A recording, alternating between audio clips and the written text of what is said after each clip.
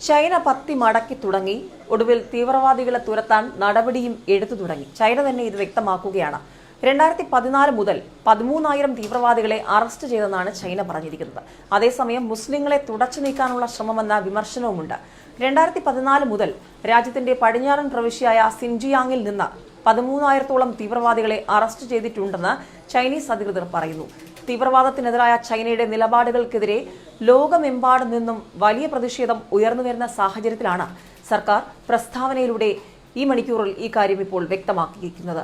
സിൻജിയാങ്ങിൽ നിന്നും 2014 മുതൽ അക്രമ സ്വഭാവവും തീവ്രവാദ സ്വഭാവമുള്ള 1588 സംഘങ്ങളെ നശിപ്പിച്ചുവെന്നും 10,000-ലധികം തീവ്രവാദികളെ അറസ്റ്റ് ചെയ്യുമെന്നും സർക്കാർ പറയുന്നു. 2082 സ്ഫോടക വസ്തുക്കൾ പിടികൂടിയിട്ടുണ്ട്. തീവ്രവാദ സ്വഭാവമുള്ള പല രേഖകൾ, ലക്ഷക്കണക്കിന് രേഖകൾ പിടിച്ചെടുത്തതായും അധികൃതർ പറയുന്നുണ്ട്. ഉയ്ഗൂർ വിഭാഗത്തിൽപ്പെട്ട മുസ്ലിം ജനതയാണ് സിൻജാങ്ങിൽ ഭൂരിപക്ഷമുള്ളത്. ജിഹാദിലൂടെ മാത്രമേ സ്വർഗരാജ്യം ലഭിക്കൂ എന്ന നിലപാടാണ് ഇവിടെയുള്ളവർ പുലർത്തുന്നതെന്നും തീവ്രവാദികളുടെ നിയന്ത്രണത്തെ തുടർന്ന് സാധാരണ ജനങ്ങൾ പോലും ദുഷ്ടനിലപാടുകൾ പിന്തുടരുകയാണെന്നും ഇവർ പറയുന്നുണ്ട്. അതേസമയം ഉയ്ഗൂർ വിഭാഗത്തിലെ വളരെ ചെറിയൊരു കൂട്ടർക്ക് മാത്രമാണ് ഇത്തരത്തിലുള്ള കടുത്ത ശിക്ഷകൾ നേരിടേണ്ടി വരുന്നതെന്നും സർക്കാർ വ്യക്തമാക്കുന്നുണ്ട്. തീവ്രവാദ സ്വഭാവമുള്ള സംഘങ്ങളുടെ തലവന്മാർക്കും തങ്ങളുടെ നിലപാടുകൾ മറ്റുള്ളവരിലേക്കും പകർന്നു കൊടുക്കുന്നവരുമാണ് കഠിന ശിക്ഷകൾ ഏറ്റുവാങ്ങുന്നതെന്നും സർക്കാർ പുറത്തുവിട്ട രേഖകളിൽ പറയുന്നുണ്ട്.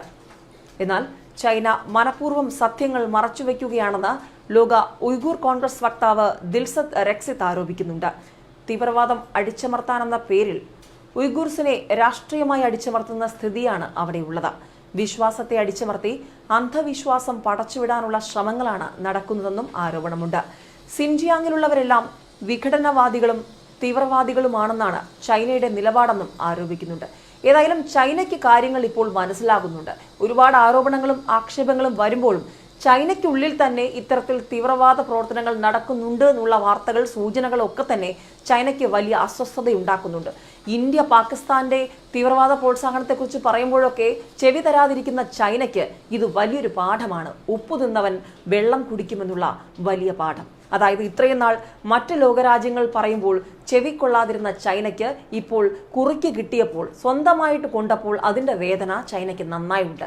മറ്റുള്ളവന്റെ വേദന ലോകരാഷ്ട്രങ്ങൾ പറയുമ്പോൾ, ഭീകരവാദികൾക്കെതിരെ നടപടിയെന്ന് പറയുമ്പോൾ വീറ്റോ പവർ എന്ന തുറപ്പ് ചീട്ടെടുത്ത് ഇന്ത്യയെ സമ്മർദ്ദത്തിലാക്കുന്ന ചൈനയ്ക്ക് തന്നെ ഇപ്പോൾ പണി കിട്ടുന്നു എന്നതിന്റെ സൂചനകൾ. ഏതായാലും ചൈന പത്തി മടക്കിയിരിക്കുന്നു. തീവ്രവാദികൾക്കെതിരെ നടപടി തുടങ്ങിയിരിക്കുന്നു. ലോകരാഷ്ട്രങ്ങളുടെ വിമർശനം മുന്നിലുള്ളപ്പോൾ തന്നെയാണ് ചൈനയുടെ ഈ നിലപാടെന്നുള്ളത് വളരെയധികം ശ്രദ്ധേയമാണ്. ഏറ്റവും ഒടുവിലെ സംഭവങ്ങൾ കൂടി ചേർത്ത് പറയുമ്പോൾ ചൈനീസ് അംബാസിഡർ ഇന്ന് പറഞ്ഞത് വ്യക്തമാണ്. മസൂദ് അസറിന്റെ കാര്യത്തിൽ നമുക്ക് കൂടുതൽ ആലോചനകളാകാം, തൽക്കാലമുള്ള തർക്കങ്ങൾ കാര്യമാക്കണ്ട എന്നാണ് പറഞ്ഞിരിക്കുന്നത്. ഇതൊക്കെ സൂചിപ്പിക്കുന്നത് ചൈനയ്ക്ക് ഇനി പിടിച്ചു നിൽക്കാൻ ആകില്ല എന്നുള്ളത് തന്നെയാണ്.